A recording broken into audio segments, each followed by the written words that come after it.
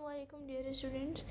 In today's video we are going to start exercise 1F of chapter number 1 whole numbers and operation. पिछली video में हम लोग exercise 1E अपनी cover कर चुके थे. Now we are moving to exercise 1F. इसमें भी एक ही क्वेश्चन है, सो ये भी इंशाल्लाह आपकी इसी वीडियो में कवर हो जाएगी. सो इसमें क्वेश्चन क्या है? Complete the number pattern, identify the increasing and decreasing number patterns. Pattern है, पैटर्न को कवर करना है, मतलब कंप्लीट करना है. एंड आपको ये भी आइडेंटिफाई करना है कि इसमें इंक्रीज़ हो रहा है, यानी नंबर्स में इंक्रीज़ पे जा रहे हैं या नंबर डिक्रीज़ हो रहे हैं. ठीक है. इसमें डिवाइड मल्टीप्लाई भी हो सकता है, क्योंकि आपको पता है कि मल्टीप्लाई करने से वैल्यू ज़्यादा हो जाती है, इंक्रीज़ हो जाती है, बढ़ जाती है. एंड डिक्रीज़ करने से डिवाइड करने से वैल्यू डिक्रीज़ हो जाती है, कम हो जाती है. ठीक है. सो ये भी डिवाइड मल्टीप्लाई भी इस आपके पैटर्न के अंदर शामिल हैं.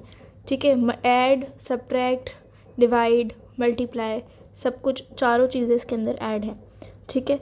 सो पहला आपको क्या दिया हुआ है? 39, 43. अब आप इन दो नंबर्स को देखकर पहचान सकते हैं कि इसमें इंक्रीज़ आ रहा है या डिक्रीज़ हो रहा है. तो यहाँ पर इंक्रीजमेंट आ रही है. ठीक है. इंक्रीज़ हो रही है वैल्यू. 39 से ये 43 पर आया है, तो 39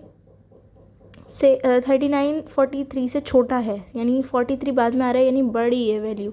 और कितने डिजिट्स बढ़ रही है? अगर आप 39 में 4 प्लस कर रहे हैं तो आपके पास 43 आ रहा है. सो दैट मीन्स कि इसके अंदर 4 ऐड हो रहा है. ठीक है. तो इसका पैटर्न आप राइट कर सकते हैं, ऐड 4. ठीक है.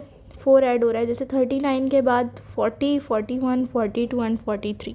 ठीक है. 4 ऐड हो रहा है वैल्यू के अंदर. तो अगर आप 43 के अंदर 4 ऐड करेंगे तो देन आपके पास आएगा 47. सो यहाँ पर हम फर्स्ट पे 47 राइट कर देंगे. देन हमारे पास है 51, यानी 47 में आप 4 प्लस करेंगे 51 आ जाएगा. देन 51 के बाद आप 51 में 4 प्लस करेंगे, आपके पास आ जाएगा 55 आ जाएगा. एंड देन 59 आ जाएगा 4 प्लस करने पे. ठीक है. सो ये आपका जो पैटर्न है आप आगे लिख सकते हैं, ऐड 4. ठीक है. उसके बाद नेक्स्ट पार्ट क्या है? 32, 16. इन दो को देखकर आप पहचान सकते हैं कि यहाँ पर डिक्रीज़ हो रहा है. 32 से 16 पर जा रही है वैल्यू. ठीक है. सो यहाँ पर डिक्रीज़ हो रहा है. यहाँ पर बेसिकली मैं आपको कहूँ तो डिवाइड हो रहा है. ठीक है. Divided by 2. ठीक है. डिवाइडेड बाय 2 हो रहा है. आप करके देख सकते हैं. 32 को 2 से डिवाइड करेंगे तो आपके पास 16 आंसर आएगा. फिर अगर मैं 16 को 2 से डिवाइड करूँगी, मेरे पास आंसर आएगा 8 राइट कर देंगे. उसके बाद 8 को मैं 2 से डिवाइड करूँगी, मेरे पास 4 आंसर आएगा. देन 4 के बाद 2 से डिवाइड करूँगी तो देन 2 आएगा. फिर 2 से करूँगी तो 1 आंसर आएगा. ठीक है. सो ये पैटर्न आपका कंप्लीट हो गया. आप यहाँ लिख सकते हैं डिवाइड बाय 2. ठीक है. उसके बाद पार्ट नंबर 3 में है 5 और 10, यानी आपके पास यहाँ पर क्या हो रहा है? अच्छा, अब मल्टीप्लाई बाय 2 क्यों हो रहा है? Basically the reason is that कि आप यहाँ पर बोल सकते हैं कि भाई यहाँ पर प्लस भी तो हो सकता है ना. अगर हम सिर्फ इन दोनों को देखें तो यहाँ पर तो प्लस भी हो सकता है कि मैं 5 में 5 प्लस कर दूँ तो 10 हो रहा है, कि भाई 5 प्लस हो रहा है. आप ये लिख सकते हो ऐड 5. लेकिन आपको ये बीच के दो नंबर्स के बाद यहाँ पर आपका आंसर एक्यूरेट आना चाहिए. सो यहाँ पर आंसर नहीं आ रहा था. अगर मैं प्लस करती, अगर ये 5 ऐड 5 होता तो 5 में 5 प्लस किया, ठीक है, 10 हो गया. 10 में 5 प्लस करती 15 आता. देन 15 में करती तो 20 आता. और फिर 20 में 5 प्लस करूँ तो यहाँ पर बेसिकली 25 आना चाहिए था, जो कि नहीं आया है. तो यहाँ पर आपको इस चीज़ को भी देखना होगा. तो यहाँ पर ये बेसिकली हो रहा है मल्टीप्लाई बाय 2. मल्टीप्लाई बाय 2 करके देखें तो आंसर सही आ रहा है. 10 को 2 से करेंगे 20 को 2 से करेंगे 40 को 2 से करेंगे 80. तो यहाँ पर ये पैटर्न सही हो रहा है. तो आपको ये चीज़ भी थोड़ी देखनी पड़ेगी कि आपका आंसर लास्ट में भी एक्यूरेट ही हो. सो 5, 10, देन 20, देन 40. ठीक है. उसके बाद पार्ट नंबर 4 आपके पास है 11, देन 2 डैश हैं एंड देन 44। तो मैं इस चीज़ को देखकर यहाँ पर अंदाज़ा लगा सकती हूँ कि यहाँ पर 11 का टेबल चल रहा है।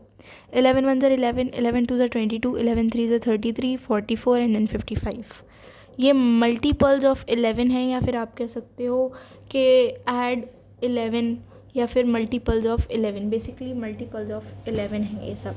ठीक है, सो यहाँ पर मैं राइट करूँगी 11 के बाद 22, देन 33, देन 44 के बाद 55।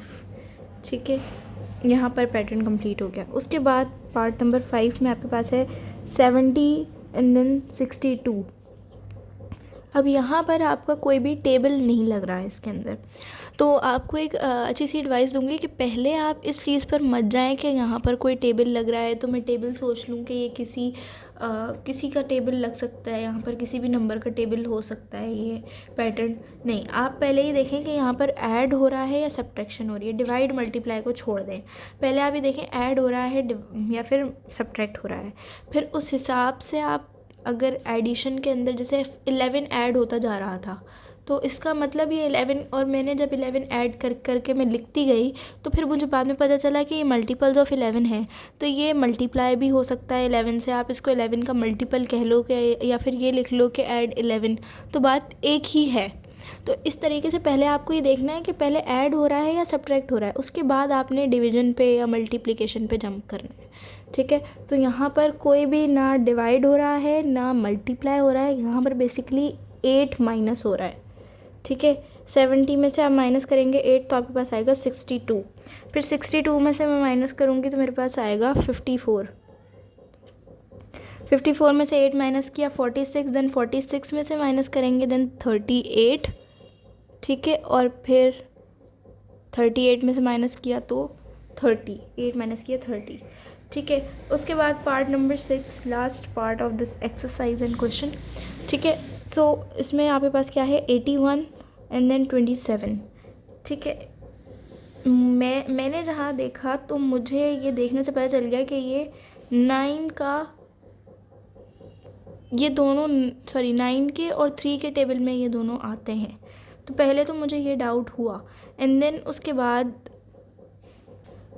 मुझे पता चला कि ये डिवाइड बाय 3 है। ठीक है, तो ये 3 से डिवाइड हो रहा है। 81 को अगर मैं 3 से डिवाइड करूँगी तो मेरे पास आएगा 27, देन 27 को करूँगी तो आएगा 9, और 9 को करूँगी तो आएगा 3। ठीक है, सो इस तरीके से ये पूरा पैटर्न आपका कंप्लीट हो गया है और आपकी एक्सरसाइज भी कंप्लीट हो चुकी है, एक्सरसाइज 1F। सो फाइनली हमारा ये चैप्टर भी बेसिकली कंप्लीट हो गया है। अब हम नेक्स्ट चैप्टर इंशाल्लाह अपना स्टार्ट करेंगे नेक्स्ट वीडियो में। Till then take care and अल्लाह हाफिज़।